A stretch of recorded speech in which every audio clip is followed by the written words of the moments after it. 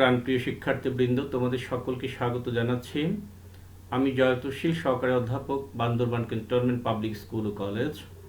আজকে আমি একাদশ এবং দ্বাদশ শ্রেণীর শিক্ষার্থীদেরকে জীববিজ্ঞান বিষয়ে প্রথম পত্রের অধ্যায় 1 থেকে জেনেটিক ম্যাটেরিয়াল বংশগত বস্তু এর 6ষ্ঠ পর্ব। এখানে আছে আরএনএর গঠন এবং কাজ, সেই সাথে ডিএনএ এবং আরএনএর পার্থক্য। এই বিষয়গুলো নিয়ে আমি আলোচনা করব। প্রিয় শিক্ষার্থীবৃন্দ, শোনো, এটা তোমাদের সাথে আমার অনলাইনে 22তম ক্লাস। প্রাণপ্রিয় শিক্ষার্থীবৃন্দ, লক্ষ্য করো, আমরা আরএনএর গঠন, কাজ, ডিএনএ এর পার্থক্য এগুলো পড়তে যাচ্ছি। তবে আরএনএর গঠন এবং কাজ পড়তে গিয়ে আমি এর আগেও আরএনএর উপর একটি ক্লাস নিয়েছি, 21তম ক্লাস। এটা আজকে 22তম ক্লাস। 21তম ক্লাসে যেখানে শেষ করেছি, আজকে সেখান থেকেই শুরু। ওখানে আমরা ট্রান্সফার আরএনএ পর্যন্ত পড়েছিলাম। আজকে এখানে রাইবোজোমাল আরএনএ। আরএনএর প্রকারভেদে আমরা 3 প্রকার দেখেছিলাম। একটি হচ্ছে টিআরএনএ, একটি আরআরএনএ, একটি এমআরএনএ। মূলত 3 প্রকার। তবে হ্যাঁ, তোমরা দেখবে আরও প্রকারভেদ রয়েছে, যেটা আমি সম্ভব হলে স্লাইডে আলোচনা করব। লক্ষ্য করো, রাইবোজোমাল আরএনএ, আরআরএনএ। যেসব আরএনএ রাইবোজোমের প্রধান গাঠনিক উপাদান হিসেবে কাজ করে তাকে রাইবোজোমাল আরএনএ বলে। রাইবোজোম হচ্ছে একটি কোষীয় অঙ্গাণু, সেল অর্গানেলি, এবং এই রাইবোজোমের প্রধান গাঠনিক উপাদান হচ্ছে আরআরএনএ। কাজ দেখো, আরআরএনএ প্রোটিনের সাথে যুক্ত হয়ে রাইবোনিউক্লিয় প্রোটিন কণা গঠন করে। যে রাইবোনিউক্লিয় প্রোটিন, এটি কিন্তু প্রোটিন সংশ্লেষ করে, রাইবোজোম। রাইবোজোম নামক কোষ অঙ্গাণু সৃষ্টিতে অবদান রাখে, যার মাধ্যমে কোষে প্রোটিন সংশ্লেষিত হয়। 3 নম্বরে দেখো মেসেঞ্জার আরএনএ, এমআরএনএ। মেসেঞ্জার, বার্তাবহ।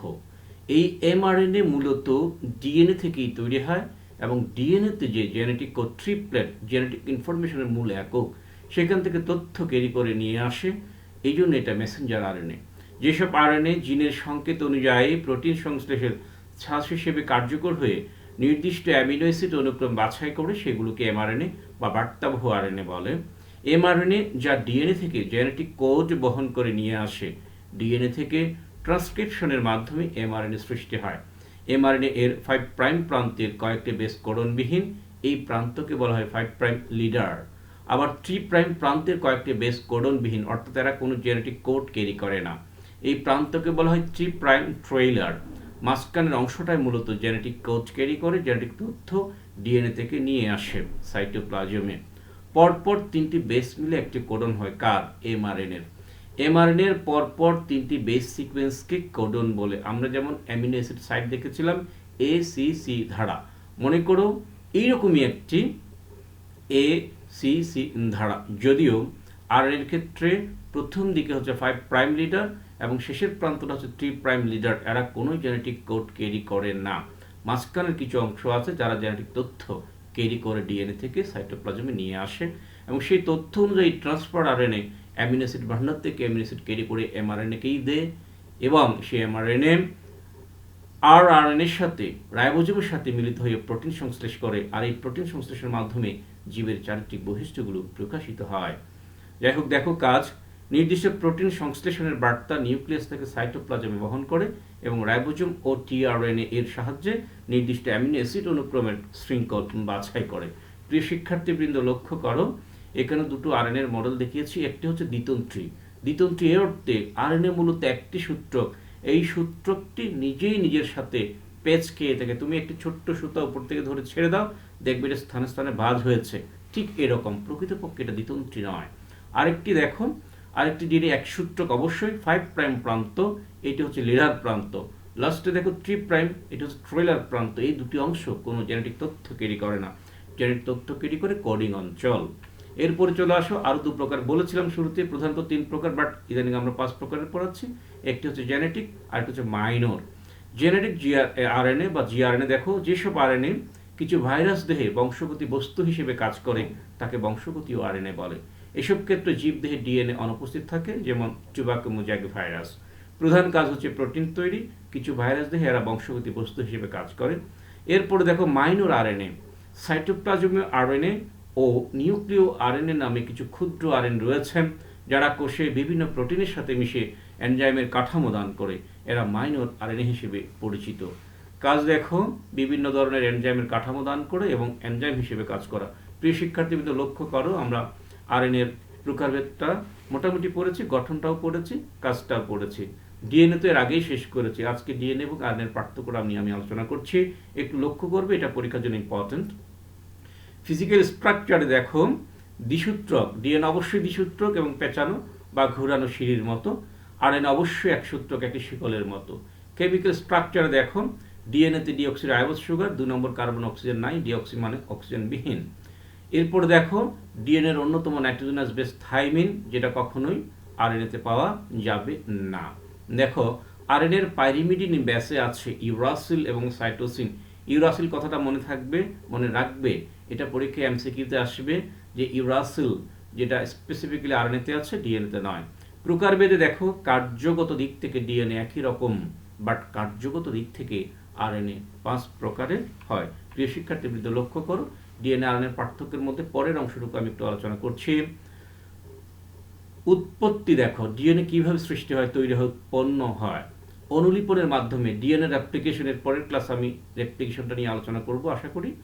অনুলিপন হলো রেপ্লিকেশন, অর্থাৎ কোনো একটি ডিএনএ তারই অনুরূপ আরেকটি ডিএনএ জন্ম দিতে সক্ষম বা দেয়। কিভাবে দেয় সেটা পরের ক্লাসে দেখব। বাট আরএনএর ক্ষেত্রে রেপ্লিকেশন হয় না, অনুলিপন হয় না, নতুন করে আরএনএ সৃষ্টি হয়। অবস্থান দেখো কোথায় পাওয়া যায় ডিএনএ। ডিএনএ প্রধানত ক্রোমোজোমে থাকে, তবে কখনো কখনো মাইটোকন্ড্রিয়া এবং ক্লোরোপ্লাস্টেও ডিএনএ অবস্থান করতে দেখা যায়। মাইটোকন্ড্রিয়ার সেই ডিএনএকে বলা হয় মাইটোকন্ড্রিয়াল ডিএনএ, এবং ক্লোরোপ্লাস্টে যদি ডিএনএ থেকে থাকে তখন সেটাকে বলা হয় প্লাস্টিডিয়াল ডিএনএ। কিছু কিছু ক্ষেত্রে দেখা যায়। আরএনএ কোথায় পাওয়া যায়? ক্রোমোজোম, সাইটোপ্লাজম, রাইবোজোম এবং নিউক্লিওলাস। এই সকল ক্ষেত্রে আমরা রাইবোনিউক্লিক অ্যাসিডটাকে থাকতে বা অবস্থান করতে দেখি। প্রধান কাজ দেখো ডিএনএ। ডিএনএর প্রধান কাজ কি? বংশগতির ধারক। বংশগতির ধারক বলতে আমরা কি বুঝবো সেটা আমি একটু আলোচনা করছি। বাহক ও নিয়ন্ত্রক হিসেবে কাজ করে। এই যে দেখো সন্তান সন্ততি পিতা মাতার মতো হচ্ছে, কেন হচ্ছে, বিষয়টা কি, কিভাবে এটি সম্ভব, রহস্য উদ্ঘাটন করতে গিয়ে দেখা গেল ডিএনএ। শুধু ডিএনএ না, এখানে অনেক বিষয় আছে, জিন, ডিএনএ, ক্রোমোজোম, এই বিষয়গুলো মোটামুটি সম্পৃক্ত। তবে ডিএনএর মাধ্যমে, ডিএনএ থেকে জিনের মাধ্যমে পিতামাতার চরিত্র সন্তান সন্ততিতে স্থানান্তরিত হয়। তাই এটিকে আমরা বংশগতির ধারক, বাহক ও নিয়ন্ত্রক বলছি। আরএনএর প্রধান কাজ কিন্তু প্রোটিন সংশ্লেষণ। তবে কিছু কিছু ক্ষেত্রে অবশ্যই আছে, কিছু কিছু ক্ষেত্র আছে যেখানে আরএনএ ডিএনএর বিকল্প হিসেবে কাজ করে, অর্থাৎ বংশগতিতেও তাদের কিছুটা ভূমিকা পালন করতে দেখা যায়। বংশগত চরিত্র ডিএনএ বহন করে, আরএনএ সাধারণত বহন করে না। ওই যে আগে বলেছি, কিছু কিছু ক্ষেত্র আছে যেখানে তারা বহন করতে পারে বা করে থাকে। নিউক্লিওটাইডের সংখ্যা ডিএনএতে অনেক কম, আরএনএতে অনেক বেশি। নিউক্লিওটাইডটা কি? প্রিয় শিক্ষার্থীবৃন্দ লক্ষ্য করো, আমি এর আগেও বলেছিলাম নিউক্লিওটাইড, নিউক্লিওসাইড এই বিষয়গুলো আমাদের জানা থাকতে হবে। নিউক্লিওটাইড হলো ওই যে, এটি হলো মূলত নিউক্লিক অ্যাসিডের গাঠনিক একক, স্ট্রাকচারাল ইউনিট, মনোমার। এই নিউক্লিওটাইড একটির পর একটি, একটির সাথে আরেকটি যুক্ত হয়ে পলিমারাইজেশনের মাধ্যমে মূলত নিউক্লিক অ্যাসিডগুলো গঠিত হয়ে থাকে। সেই নিউক্লিওটাইডে কি থাকে? ফসফেট গ্রুপ বা ফসফরিক অ্যাসিড কিংবা ফসফেট বলতে পারি, পেন্টোজ সুগার, 5 কার্বন বিশিষ্ট সুগার এবং নাইট্রোজেনাস বেস। সেই নাইট্রোজেনাস বেসের মধ্যে থাকে পিউরিন, পাইরিমিডিন। পিউরিনে থাকে অ্যাডেনিন, গুয়ানিন। পাইরিমিডিনে থাকে সাইটোসিন, থাইমিন এবং ইউরাসিল। ইউরাসিলটা আরএনএতে, থাইমিনটা ডিএনএতে পাওয়া যায়। এইভাবে অনেকগুলো নিউক্লিওটাইড একটির সাথে আরেকটি মূলত ফসফেট গ্রুপের মাধ্যমে যে বন্ধন, সেই বন্ধন সৃষ্টির মাধ্যমে যুক্ত হয়। পেন্টোজ সুগার যখন নাইট্রোজেনাস বেসের সাথে যুক্ত থাকে তখন তাকে বলা হয় নিউক্লিওসাইড। এর সাথে যখন ফসফেট যুক্ত হয় তখন তাকে বলা হয় নিউক্লিওটাইড। এই নিউক্লিওটাইডের এক প্রান্তে 3 প্রাইম আর এক প্রান্ত 5 প্রাইম ফসফেট যেখানে যুক্ত থাকে। 3 প্রাইম 5 প্রাইম কিভাবে কাউন্ট করব আমরা? নাইট্রোজেনাস বেসটা যেখানে যুক্ত হয় সেটা হলো 1 নম্বর কার্বন, তার এই 1 নম্বর কার্বন থেকে ঘড়ির কাঁটার দিকে ঘুরতে থাকবা, 2, 3, 4, 5 এভাবে আমরা পাবো। তো যাই হোক প্রিয় শিক্ষার্থীবৃন্দ, আশা করি বুঝতে পেরেছ। আজকে আর নয়, সবাই ভালো থাকবে, সুস্থ থাকবে। Best of luck, thank you very much.